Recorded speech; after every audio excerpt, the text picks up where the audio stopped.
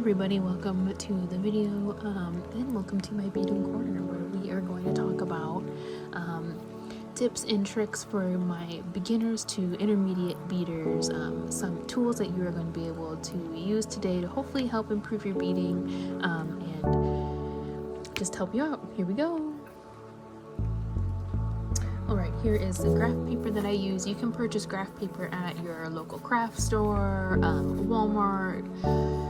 I think I bought this at Walmart or my local craft store. Most craft stores are going to have this, or like your office supply stores are going to have graph paper. What I use graph paper for is to help me create perfect lines here, and I will show you, for example, or I should say perfect patterns. Now what I do is I cut out my graph paper, place it on here, and then I glue my center on top of the graph paper. Now you can see I cut out a little bit of a center here so that the cab is going to sit in the middle of that, and it just holds it in place so I don't have to sew down the graph paper.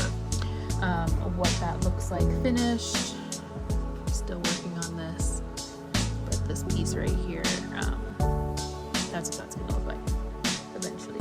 So graph paper is really great to help you when it comes to pattern making. Also, besides being able to follow straight lines with this, you can also draw on here and create literal patterns, flowers, anything that you like to create. You can use graph paper for it. It's a really inexpensive way to help you create designs and make sure that your design patterns are perfectly symmetrical. So like, for example, I'll do it on this one.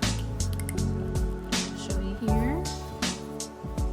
But to make this look symmetric, maybe I would do, because this is the in-between, that is perfectly symmetric on both sides, and then maybe I'd do one over here and over here, just to show you, if I was doing a pattern, to know what is perfectly centered in the beadwork.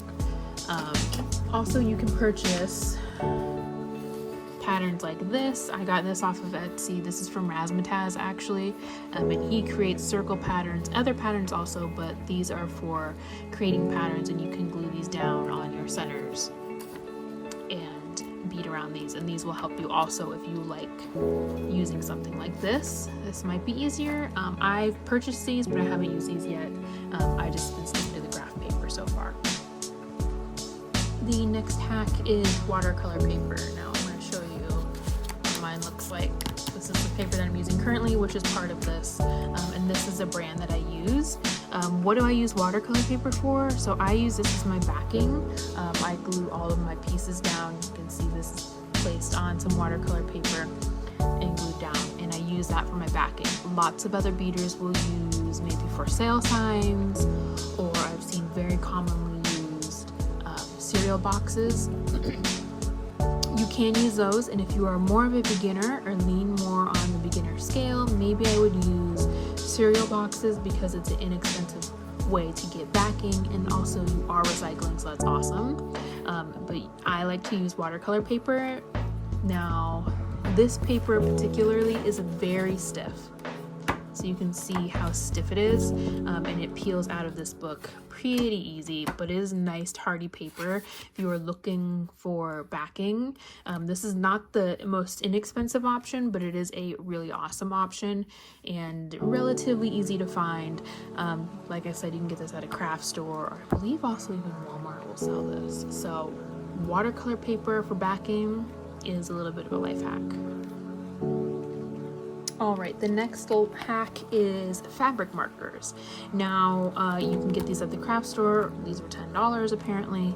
And what you use these for is to color in fabric, or I should say felt, or you can color in string. So let's say, for example, you have, black, you're working with black, you need black felt. Maybe you don't have black felt, you can fill that in, or black thread, you could fill it in with the fabric marker.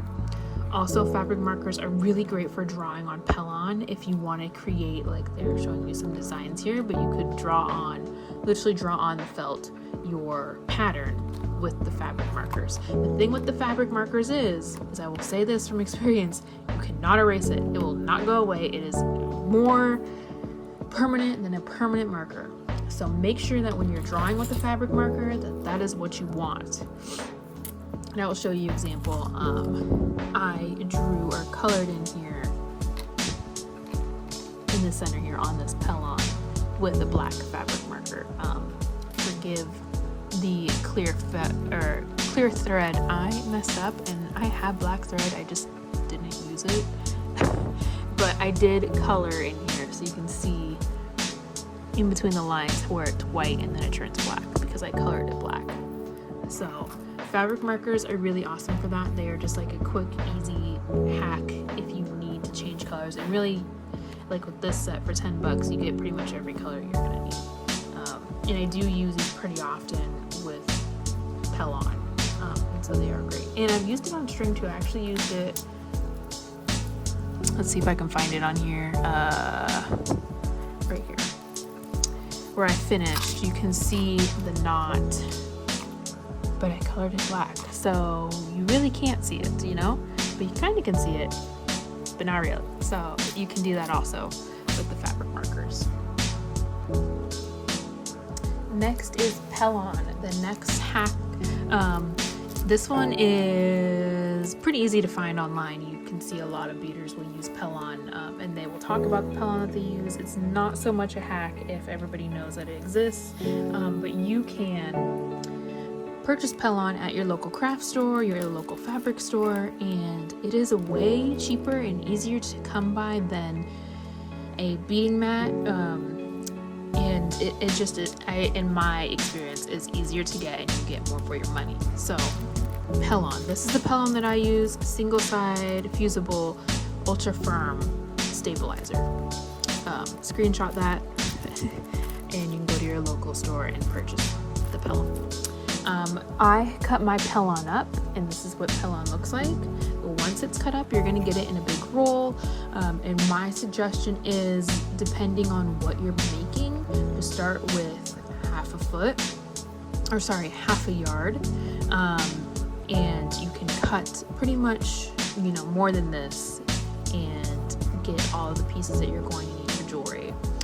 If you're making bigger items, maybe you're making moccasins or cradle boards or something, you might want to get more than half a yard. You're probably going to need, you know, a yard or two. At my store, I purchase about a yard at a time, and it lasts me a really long time. This is just a teeny bit of that, and I cut it up in these little squares, and then I just leave it over here on the side, and it's very, very easy. The fusible Pellon has glue on one side and the other side is smooth. The glue is going to be for heating up, and then you can stick on your items.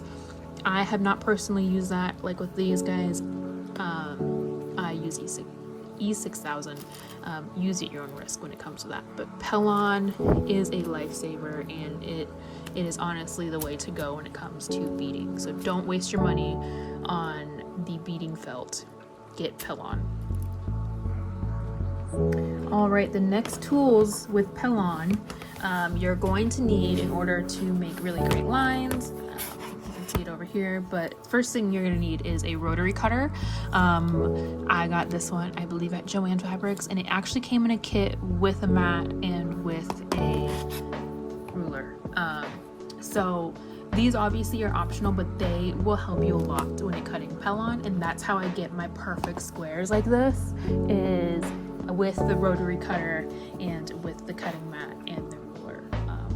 You can get a bundle. I won't say it's cheap because I remember being like, eek, but it does help, and you'll get way more even squares, it's just easier, faster experience having a rotary cutter and having a cutting mat. So this is the rotary cutter I purchased and I use. This cutting mat I purchased not at the same store I got the rotary cutter, but you can get a cutting mat and then your ruler. This ruler did come with the rotary cutter. It's the same brand down here.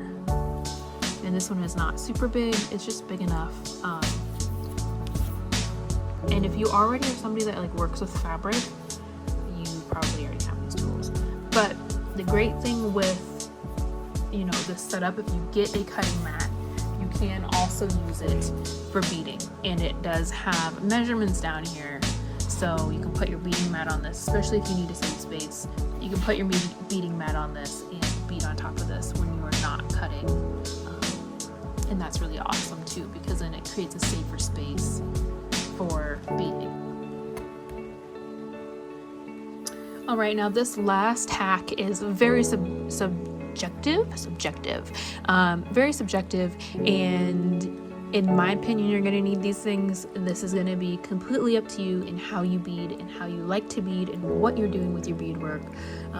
For example, are you jewelry making? Are you making moccasins? Are you making bigger pieces? This is all very subjective. But my last tip is to get a toolkit, because the toolkit is going to help your hands so much.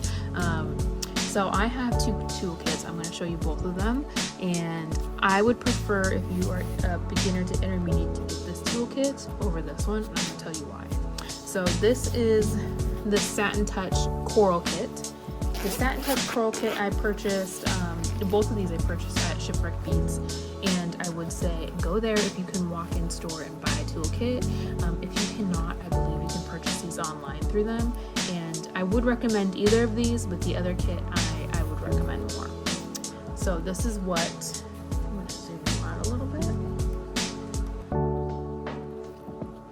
This is what the Coral Kit looks like. And then this is what the kit I'm going to recommend looks like. So they're both very similar. The differences are, this one is going to be more affordable. This one also has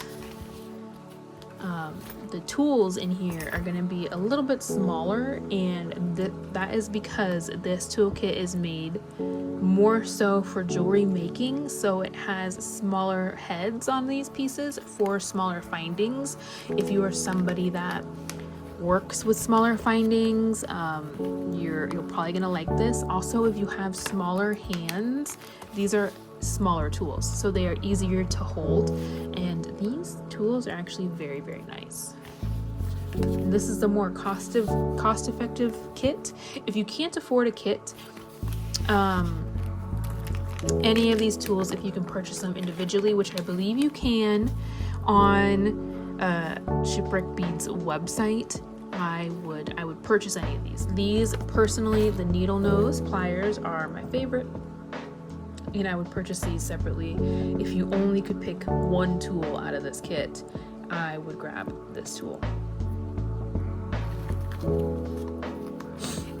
I personally really run through tools, and I beat them up and I throw them away because I destroy them. With the type of stuff that I make, I am not gentle with my tools, so they get really beat up. Alright, so the Coral Kit it has more items in here, so you're going to be getting, you know, a higher price point with these. Also, the grips and handles on here are soft touch coral, but they are different than the green one. As you can see, they have divots in here. Also, these I feel like are bigger tools, and they're meant more for like a medium to larger hand. I have a small hand, so holding things like this is just a little bit more cumbersome and a little bit harder to work with. But I do love these tweezers, and I use these tweezers all of the time. But the heads on these are really, really great. Pliers in these, since you saw the needle nose pliers in the other ones. I would recommend these also, but just for price wise, are not very cost effective. And if you have a smaller hand, they're not going to be as nice sitting in your hand as the other tools. So my suggestion would be, my last tip, I guess, of this video is to purchase a toolkit to help you with all those findings. Also, when you are edging your beadwork, I use pliers to help me edge. I don't know about you, some people use thimbles. I use pliers. I'm going to show you the pliers that I use, actually. These are the pliers that I use to help me edge, and they are flat, but they are more ergonomical, easier to use. I bought these at Hobby Lobby. If you have one local to you, maybe you could find these, or you might have them online, I'm not sure. Here's the brand.